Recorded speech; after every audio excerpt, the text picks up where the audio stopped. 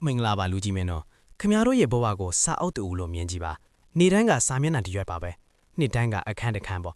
့အခုခင်ဗျားတို့နောက်ကျောင်းပြန်ကြည့်လိုက်တဲ့အခါစာမျက်နှာတစ်ဝက်လောက်ကဗလာတွေဘာမှမရှိအလားတာဖိနေတာကိုမြင်ညောင်းကြည့်ပါနာကျင်စရာပဲမဟုတ်လားလူအများစုကဒီလိုပဲနေထိုင်ကြပါတယ်သူတို့ပြင်းလို့မဟုတ်ပါဘူးကြောက်လို့ပါလူရမှာကြောက်တယ်မအောင်မြင်မှာကြောက်တယ်လူအဖွဲ့ကြီးကလုံခြုံတယ်လို့ခေါ်တဲ့တက်တောင့်တက်တာပူပေါင်းတဲ့ကနေထွက်ဖို့ကြောက်ကြတယ်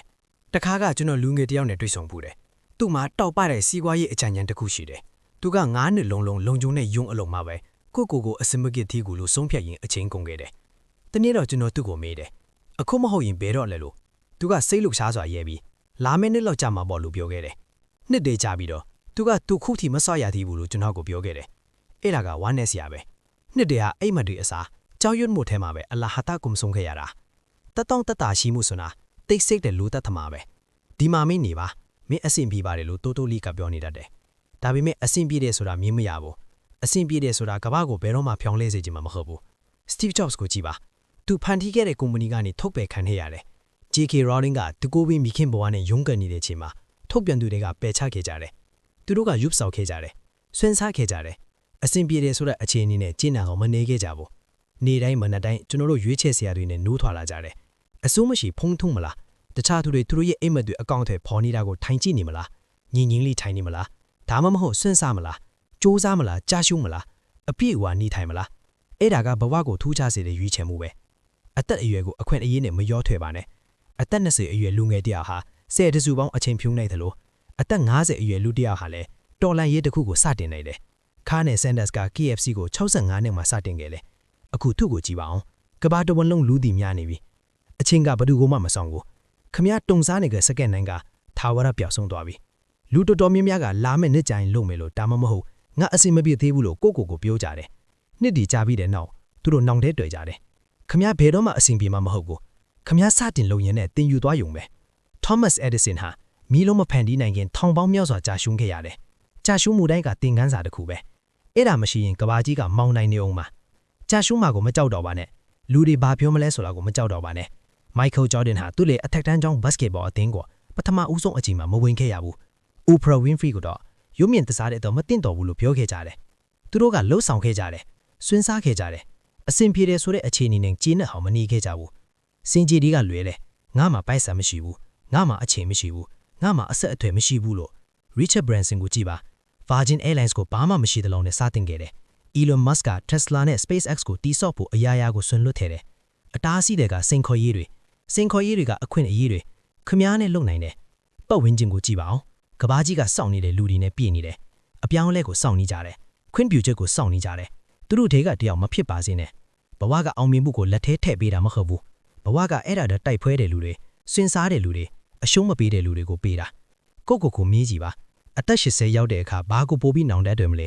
ခမည်းစူးစမ်းပြီးကြာရှုံးခဲ့တဲ့အရာတွေလားဒါမှမဟုတ်လုံးဝမစူးစမ်းခဲ့တဲ့အရာတွေလားနောင်ထက်ကကြာရှုံးမှုထပ်ပိုလေးတယ်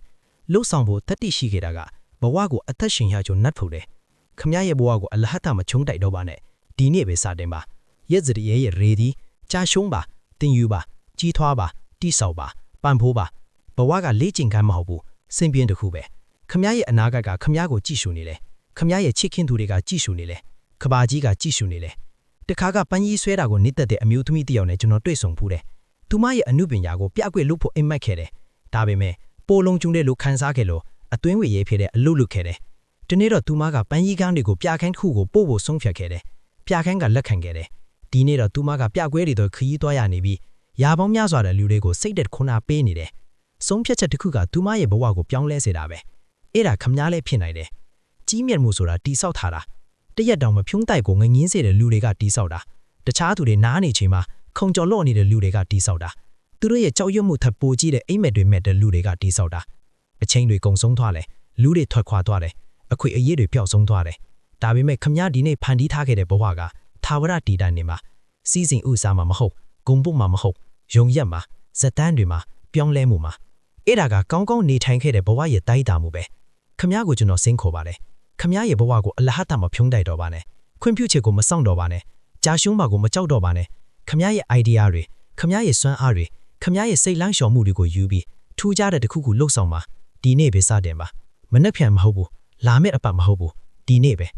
ခမရရဲ့ဘဝကိုကြည့်ပါခမရတုံစားနေတဲ့အခိုက်အတန့်တွေဟာထာဝရပျောက်ဆုံးသွားတဲ့အခိုက်အတန့်တွေခမရလှုပ်ဆောင်တဲ့အခိုက်အတန့်တွေကခမရရဲ့ဇလန်းကိုတတ်မှတ်တဲ့အခိုက်အတန့်တွေအခုနောက်10နှစ်ကြာခဲ့ပြီခမရနောက်ကျောင်းပြန်ကြည့်လိုက်တဲ့အခါလောင်တမင်အလှပေါ်မှာနေရတယ်အလှပေါ်မှာစိတ်ဖုံးနေရတယ်လို့နားလေလိုက်တာကိုစဉ်းစားကြည့်လားအဲ့ဒါကလှုပ်ဆောင်ရေးရဲ့စွမ်းအားပဲနောက်ရနှစ်များစွာကြာခဲ့ပြီခမရဘေးကန်နေတာကိုမှတ်မမိပါဘူးခမရတုံစားနေတာကိုမှတ်မမိပါဘူးခမရရဲရဲဝင်းဝင်းလွတ်ခဲ့တာကိုပဲမှတ်မိလိမ့်မယ်ခမရတိုက်ဖွဲခဲ့တဲ့ညတွေခမရယုံကြည်ခဲ့တဲ့မနှက်တွေကိုပဲမှတ်မိလိမ့်မယ်ကဘာကြီးကပြိသက်တွေကိုမလိုဘူးလှုပ်ဆောင်တဲ့လူတွေအေးမက်တွေမှတ်တဲ့လူတွေစစ်တရိုးတွေကိုလိုတယ်တခြားသူတွေထိုင်ဒီချိန်မှာထားရတဲ့လူတွေကိုလိုတယ်ခမရမှာအဲ့ဒီစွမ်းအားအဲ့ဒီမီးတိုင်းအဲ့ဒီအခွင့်အရေးရှိတယ်ထားရပါလှုပ်ဆောင်ပါအသက်ရှင်ပါနောက်ထပ်နှလုံးခုန်တန်းတစ်ခုကိုတော့အလားတမခွန်းတိုက်တော့ပါနဲ့ခမရရဲ့ဇလန်းခမရရဲ့အမွေအိတ်အခုပဲစတင်ပါကျေးဇူးတင်ပါတယ်